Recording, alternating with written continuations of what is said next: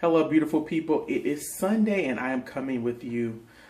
Well, rather, you're coming with me along for the ride. A short little story about my life and the things that I do. Why is there always a plane flying overhead in LA?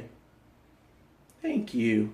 Anyway, I grew up with a very strong religious background. My dad was heavy in the church, he was of elder status. My mom was the first lady of our church. My sisters and brothers, we all had to go to church every Sunday, every, Bible study, everything. We always went up to a certain point. I think it was like one week my mom said, you know what? I'm not feeling it. I'm just feeling a little tired, so I'm not going to go to church on Sunday. And I mean, to us, that was like, what? We don't have to go to church sometimes. We can go almost all the time. And so from then, I think it started kind of a cascade for us.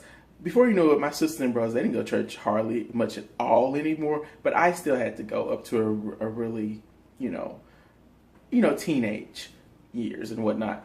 But, I mean, that's not to say that, like, my years in church did not inspire me and have not ingrained in me some things that I see out in the world that I think, you know what, maybe they had a little bit more church in their life, they would be a little better. But I also have altered, some of my beliefs to, counteract the things that you are taught in church.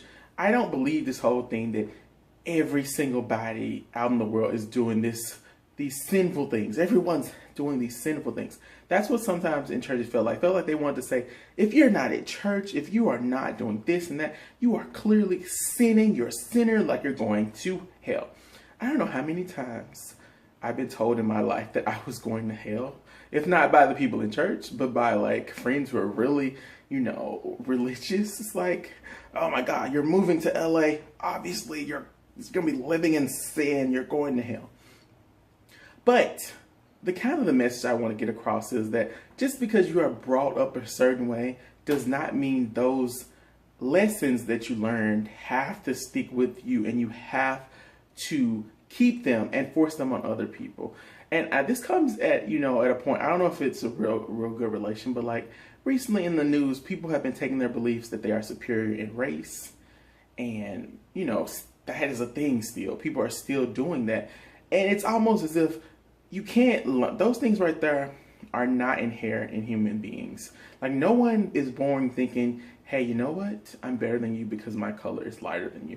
No one thinks that. No one has that. Those things are taught. So what I want you to know, and I want you to learn on this Sunday, is that you do not have to be that person that you've been taught to be. You can always change. You can always be better. And it's that age-old thing that says you'll either be exactly like them or you'll be completely different. I always say try to be a little bit more different than alike than what you're taught sometimes.